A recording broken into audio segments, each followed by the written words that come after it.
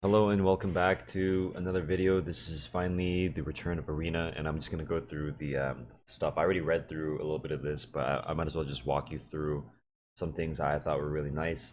First of all, PBE is coming out on November 8th, so that's like literally tomorrow, which I'm really excited for because they said it would come back in December, and like the full live launch is probably come back in December. But at least we get to play the game and like test it and like get videos and get content and stuff a little bit early. But they made quite a few changes here that I really really like. Now it's important to remember that they said that it's not going to be it's going to be like a limited run. It's not going to be immediately permanent, but they're still making the call on it being permanent.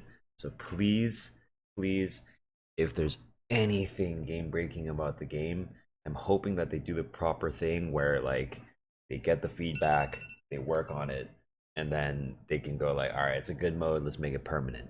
But I'm very sure that it's gonna do the same. They're gonna do the same thing where it's like people are gonna play some broken shit, or they're gonna optimize the fun out of it, and then it's ass.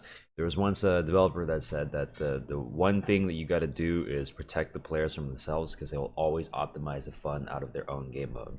Now it's funny because I bet a lot of people would think that I do that. It's like, bro, I promise you the way in which I win the game, or the skill that it requires to perform some of the things that I did in arena is a lot greater than just me sitting there running jeweled gauntlet on like every champion. Like I could have done that. I think I demonstrated that too when I played for real, you know what I mean? I'm like, okay, I'm just gonna dominate these idiots.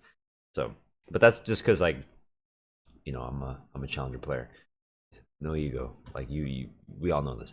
So they made really sick additions that we all wanted, namely the fact that we couldn't make queue custom games. Like you had to queue as two. Now you can queue up to even eight.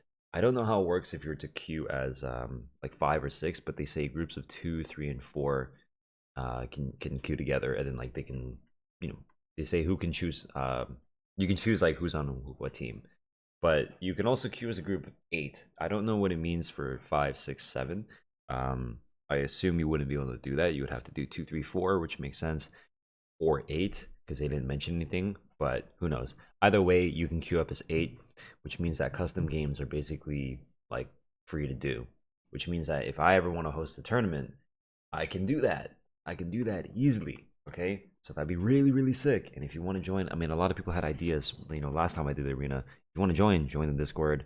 Just don't be a parasocial nerd. That's it, right? That's all you need to do. And then I'm down to play with people. I'm down to run some duos if people want to have their ideas come into play, because a lot of people shout their ideas. I mean, like, yo, Nidhogg, I want to see you do this. I'm like, yeah, I'm down to try that.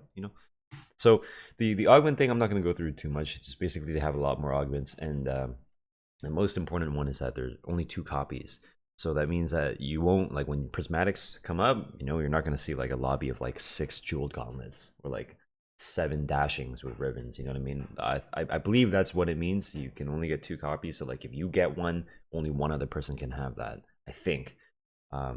Which is nice, which is, you know what I mean? Like I am someone who really enjoyed the diversity and stuff, right? Everyone chose like best in slot. I hate the best in, all my creator friends, they always best in slot, and they're like, I created the best champion. It's like, bro, it's not about the best, it's about the most fun, right? So that really benefits me.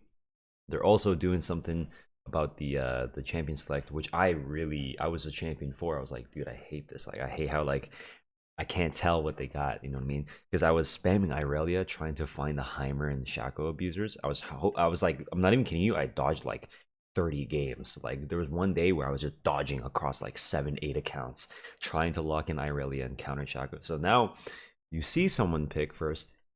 Four people pick, one from each team. They show it, and then you can counter pick afterwards. Okay, but it's still really fast. It's like you ban, and then four people blind pick, and then the people afterwards they blind pick, or they don't blind pick. I guess they counter pick, right? That's really nice. And then they have some random bullshit like the hex gates and stuff. It's just cool. Any changes to arena, I'm down to see. You hex gate, you have now you see me, you TP back, or you put spectral down, you go through the hex gate, TP back. You know what I mean? That kind of stuff. It's really cool. I don't know how that would interact if you put a spectral knife down and then you went through the hex gate. Would it pull you back to the same location, but you're in some sort of like weird hex gate state? Would that bug the game? or would it just take you out of the Hex Gate and be like, all right, you're out of Hex Gate? You know what I mean? How about Earthquake? If you go through the Hex Gate with Earthquake, you just fucking, you know, blow up the entire thing. I mean, cool, you know, like they can't follow you through the Hex Gate if you have Earthquake. Very nice. You know, I'm always trying to think of funny things to do with this. And then they have DBNO. So this is well, not really DBNO, like in Battle Royale, down but not out. They have like a thing where when you die, it's kind of like Battle Royale. It reminds me of this, where you kill someone and you spawn a circle on them, and like it would heal you. Except it's like beneficial for the team that died, right? Where you know you can res your teammate.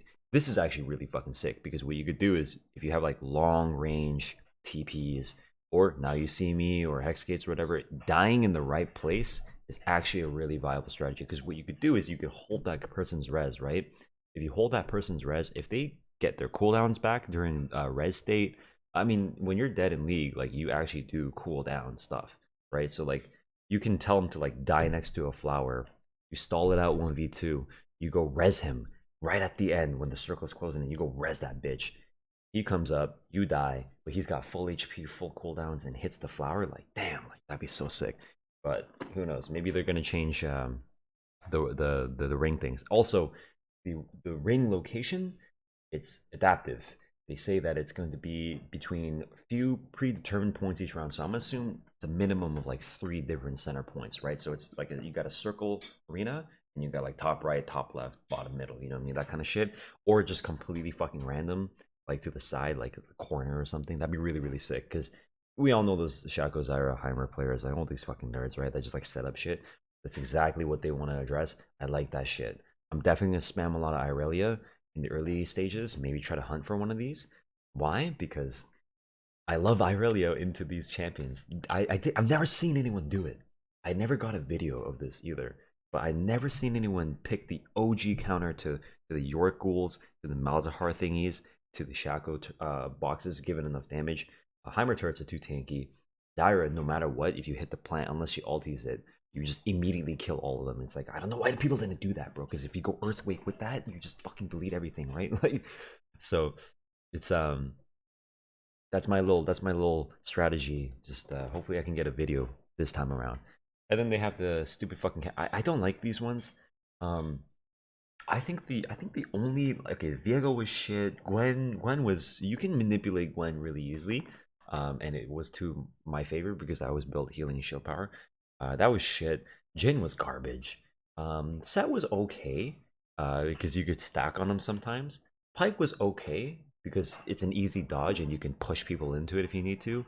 I don't know what the Silence and Thresh are, but some of the cameos were okay. Evelyn was garbage, but they need to stop with like too much game changing shit. Like Lux is fine, right? Just shoots a laser at you and you know how the AI works. Pyke is fine. It's just like, you know, every now and then it could be impactful, but there's a huge window of like opportunity to leave or like dodge. Bullshit like Nefiri, not okay. Not okay. That one stage, Ancestral Woods, not okay, dude, with Nefiri. Some things are not okay, so hopefully we see this shit. Oh wait, hold on, it says right here. Also start the round by giving each combatant a random ultimate spellbook style that will override your non-flash summoner. Really, really sick. That's really sick. Okay, then you get back after casting your ulti. Okay, so I don't like that. I don't like that, dude. Because you roll Malphite ulti on a Malphite or something, or you roll like a Fit ulti, you get some random bullshit like I don't know, like Nidalee. Can you even get Nidalee? I don't think so. If you get a useless fucking ulti like Rise ult, you're gonna have to make do with it, which could be cool for someone like me. I'm down to just, you know, roll the chances and try. But for the average player, if they run into a Nunu ulti, a Nocturne ulti, a Malphite ulti, and just get blasted by some random bitch, like they're not gonna like that. So I don't think this is too nice. I think what better would be if Silas is on the next round, you get like a choice. Like, hey, Silas is coming. Pick one of the ultis. Maybe a little bit of choice would be nice, not complete random. Okay, that's this is cool. I like Thresh. This is like okay, you know, any dashes, any like, you know, stack Outlaws grid on this, Earthquake, all the classic shit. You know, these are really nice. Maybe even have Moonstone and then you like cycle that. I don't know, but really nice. Super excited. I hope you guys enjoy. I'm only doing this rundown because I know everyone else, every other fucking League YouTuber makes it so that I have to do this shit too. And you probably like my shit better, right? Because I'm the guy that did Arena better than these motherfuckers, dude. All they do is just go damage, bro. I hate damage so much. Okay, thanks for watching. I'll see you guys tomorrow.